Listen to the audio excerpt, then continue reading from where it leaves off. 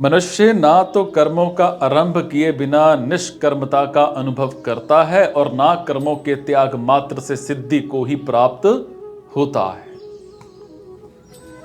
कर्म योग में कर्म करना अत्यंत आवश्यक है। कारण कि निष्काम भाव से कर्म करने पर ही कर्म योग की सिद्धि होती है। यह सिद्धि मनुष्य को कर्म किए बिना नहीं मिल सकती।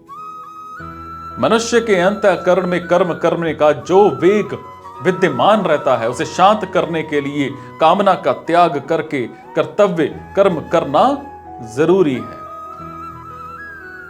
कामना रखकर कर्म करने पर वो वेग मिटता नहीं बल्कि बढ़ता है।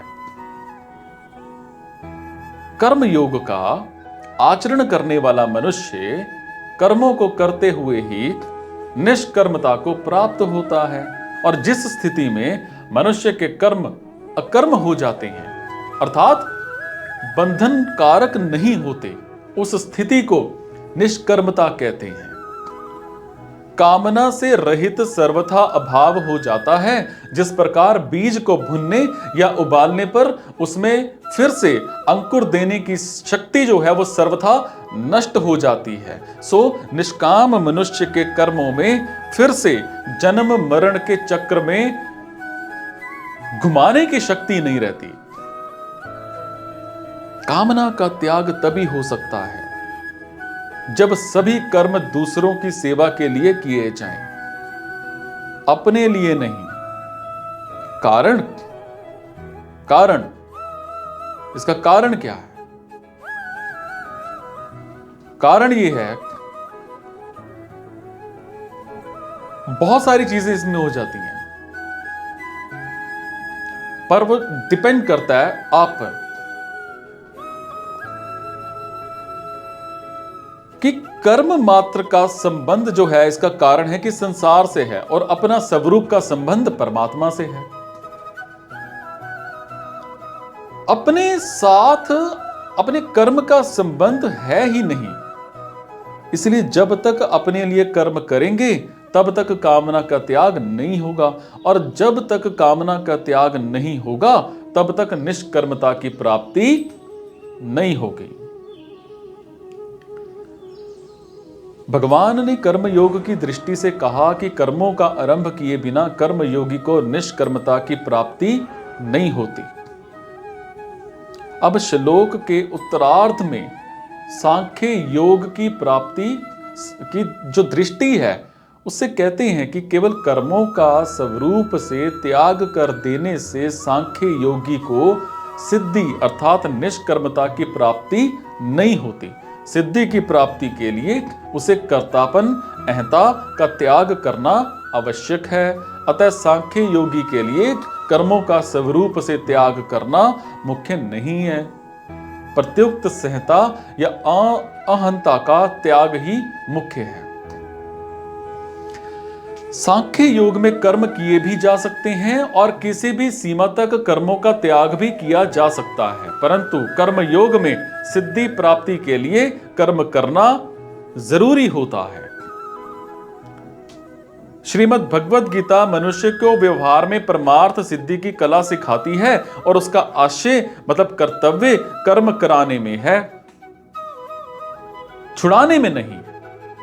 इसलिए भगवान कर्म योग और ज्ञान योग दोनों ही साधनों में कर्म करने की बात कहते हैं और ये एक स्वाभाविक बात है कि जब साधक अपना कल्याण चाहता है तब वो सांसारिक कर्मों से उकताने लगता है और उन्हें छोड़ना चाहता है। और इसी कारण अर्जुन भी कर्मों से उकताकर भगवान से पूछते हैं कि जब कर्म योग और ज्ञान योग दोनों प्रकार के साधनों का तात्पर्य समता से है तो फिर कर्म करने की बात आप क्यों कहते हैं? मुझे युद्ध जैसे घोर कर्म में भी क्यों लगाते हैं? परंतु भगवान ने दोनों ही प्रकार के साधनों में अर्जुन को कर्म करने की आज्ञा दी है। जैसे कर्म योग में योगस्थ कुरु कर्माणि और सांख्य योग में तस्मादुद यस्व भारत इससे सिद्ध होता है कि भगवान का अभिप्राय कर्मों को स्वरूप से छुड़ाने में नहीं, परंतु कर्म कराने में है। हां, भगवान कर्मों में जो जहरीला अंश कामना, ममता और आसक्ति है, उसका त्याग करके ही कर्म करने की आज्ञा देते हैं। कर्मों का स्वरूप से त्याग करने की अपेक्षा साधक को उनसे अपना संबंध विच्छेद करना चाहिए। कर्मयोगी निस्वार्थ भाव से कर्म करते हुए शरीर, इंद्रियां, मन, बुद्धि, पदार्थ आदि को संसार की वस्तु मानकर संसार की सेवा में लगाता है और कर्मों और पदार्थों के साथ अपना कोई संबंध नहीं मानता। ज्ञान योग में सत्य असत्य के विवेक की प्रधानता रहती है।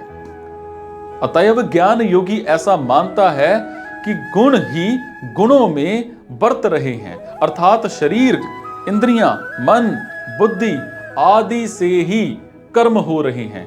मेरा कर्मों के साथ किंचिन मात्र भी संबंध नहीं है। सभी साधकों के अनुभव की बात है कि कल्याण की उत्कट अभिलाषा जागृत होते ही कर्म, पदार्थ और व्यक्ति, परिवार से उनकी अरुचि होने लगती है, परंतु वास्तव में देह के साथ घनिष्ठ संबंध होने से ये आराम, विश्राम की इच्छा ही है जो साधक की उन्नति में बाधक है। साधकों के मन में ऐसा भाव रहता है कि कर्म, पदार्थ और व्यक्ति का स्वरूप से त्याग करने पर ही हम परमार्थ मार्ग में आगे बढ़ सकते हैं, परंतु वास्तव में इनका स्वरूप से त्याग ना करके इनमें आसक्ति का त्याग करना ही आवश्यक है।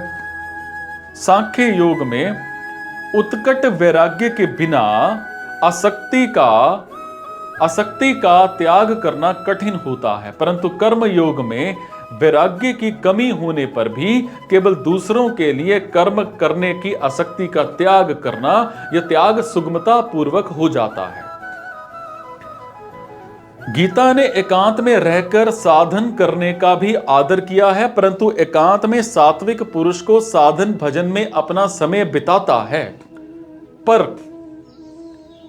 राजस पुरुष संकल्प विकल्प में, तामस पुरुष निद्रा, आलस्य, प्रमाद में अपना समय बिताता है, जो पतन करने वाला है। इसीलिए साधक की रुचि तो एकांत की ही रहनी चाहिए, अर्थात संसारिक कर्मों का त्याग करके पारमार्थिक कार्य करने में ही उसकी प्रवृत्ति रहनी चाहिए, परंतु कर्तव्य रूप से जो कर्म सामने आ जाए उसको वो तत्परता पूर्वक करे। उस कर्म में उसका राग नहीं होना चाहिए। राग ना तो जन समुदाय में होना चाहिए और ना अकर्मण्यताएं में, दोनों में नहीं होना चाहिए। कहीं भी राग ना रहने से साधक का बहुत जल्दी कल्याण हो जाता है और वास्तव में शरीर को एकांत में ले जाने को ही एकांत मान लेना भूल है, क्योंकि शरीर संसार का ही एक अंश है। सो शरीर से संबंध विच्छेद होना, अर्थात उसमें अहंता, उसमें ममता ना रहना ही वास्तविक एकांत है। जो अपना है, अपने में है और अभी है, उस तत्व की प्राप्ति कुछ करने से नहीं होती, क्योंकि उसकी अप्राप्ति कभी होती ही नहीं। हम कुछ करेंगे तब प्राप्ति होगी। ये भाव देहाभिमान को पुष्ट करने वाला है। प्रत्येक क्रिया का आरंभ और अंत होता है, सो क्रिया करने से उसकी प्राप्ति होगी जो विद्यमान नहीं है, परंतु प्रकृति के साथ संबंध होने के कारण प्रत्येक प्राणी में क्रिया का वेग रहता है जो उसको क्रिया रहित नहीं होने देता। क्रिया का वेग शांत करने के लिए यह जरूरी है कि जो नहीं करना चाहिए उसको ना करें और जो करना चाहिए उसको निर्मम और निष्काम होकर के करें, अर्थात अपने लिए कुछ ना करें बल्कि केवल दूसरे के हित के लिए ही करें। अपने लिए करने से क्रिया का वेग कभी समाप्त नहीं होगा, क्योंकि अपना स्वरूप जो है वो नित्य है और कर्म अनित्य है। कर्म अनित्य है। एक चीज और आपको मैं बता दूं, कर्म जो है वो अनित्य है। आपको इन चीजों पर ध्यान देने की जरूरत है कि बहुत सारी चीजें इसमें आ जाती हैं, इसका संबंध होता है, वो डिपेंड करता है आप पर, आपकी कामना पर। आप क्या सोचते हो, आप जो सोचते हो वो हो जाता है। और आपको इसमें बहुत सारी चीजों को सोचना चाहिए कि निष्काम भाव जो है उसे दूसरों के हित के लिए कर्म करने से क्रिया का वेग जो है वो शांत होकर प्रकृति से संबंध विच्छेद हो जाएगा और सब देश काल आदि में विद्यमान परमात्म तत्व प्रकट हो जाएगा, उसका अनुभव हो जाएगा।